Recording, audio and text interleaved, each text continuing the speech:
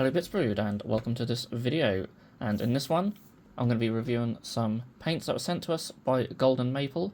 They were kind enough to send us their face and skin set, and as you can see there's a nice array of colours here which are all suitable for skin tones, mostly white and tanned skin tones, but we'll give it a go, see what they're like.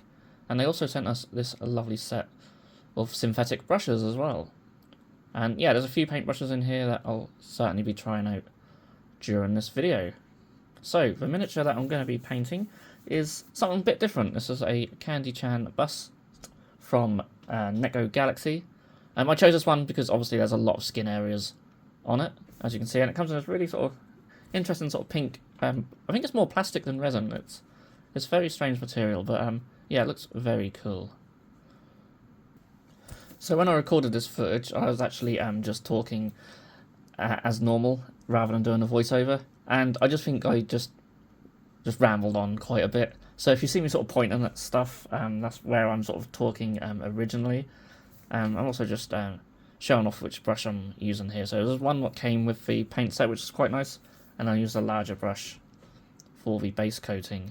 And yeah, I'm going to start with this paint right here.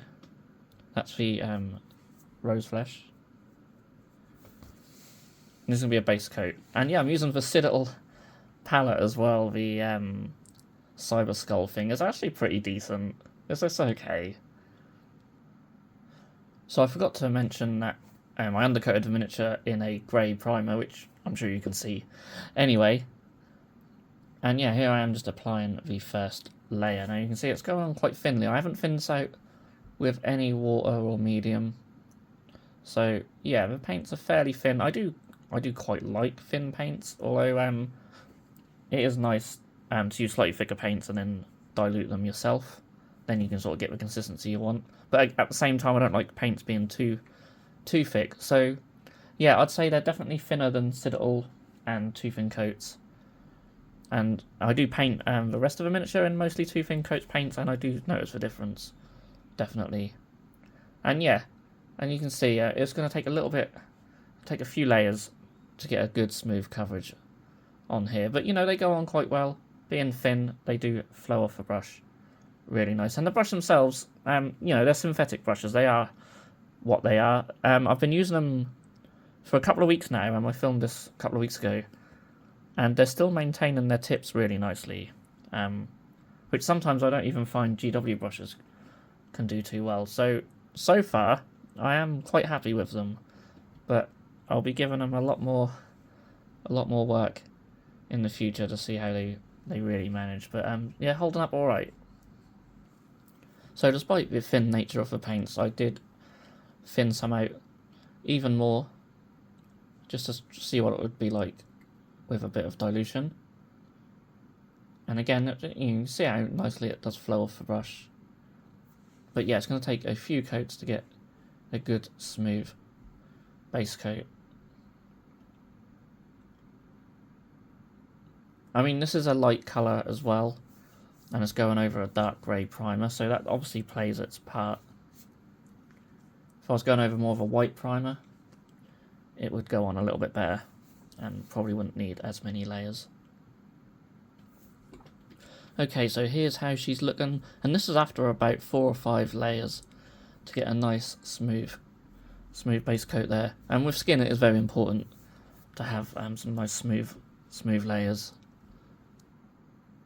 So don't be put off by how many layers that took, because obviously now I'm going to be layering up with a lighter skin colour here.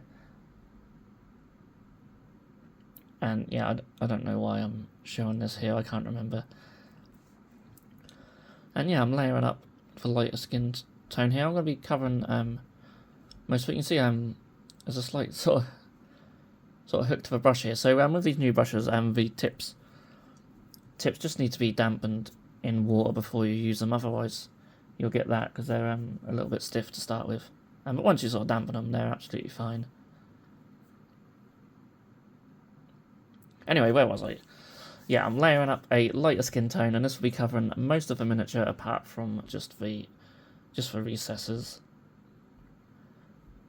And with this with this colour I only done a couple of thin coats, and that gave me a nice enough finish. Again, you know, it's not going on a dark grey this time, it's going on the lighter skin tone, so it went on there a lot nicer. And I think I'm mixing in just a little bit of the original base colour, just so the jump between the two isn't as large.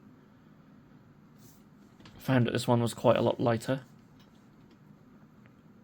And, you know, they mix totally fine. I mean, at the end of the day, they are acrylic paints. And they've been designed for miniature painting. So, I mean, if you use enough paint brands, there's obviously some pros and cons between them, but ultimately the differences between different brands is quite minimal at times, really. In hindsight, I should have used one of the larger brushes for this, as it's still going on quite large areas. So, yeah, it's always good to use a sort of a right size brush for the job you're doing. If you're using small brushes for like larger areas, that's not going to be good for the brush in the long term. And obviously it takes longer to paint as well. Of course you do get more control, but here I'd have been fine just still using the base brush really, as I'm only keeping small amounts in the recesses. So now I'm taking one of the darker colours here, the chocolate rose, and this is going to be for her lips. I mean, I probably would have maybe used like a red or something for lipstick, but obviously I'm trying these paints out, so that works quite well for a natural sort of lip colour. And I'm taking the fair skin again, this time on its own, and this will be just for further highlights, mostly on her face. I always like to do more highlights on the face than the rest of the skin areas, as obviously that's more of a focal point. But you don't want to go overboard. I mean, this isn't a painting tutorial by any stretch for how to paint skin. I'm no expert. This is just how I would paint skin, and obviously using the paints that I have at hand. So here she is with a few more base coats on, and obviously they were all using the two thin coats range, but I thought I'd show a little bit here as I decided to paint her bikini top using one of the yellowy flesh tones that we have here, because they are quite nice colours, and I don't have to use them for skin, of course. And yeah, it's a really nice sort of golden yellow colour.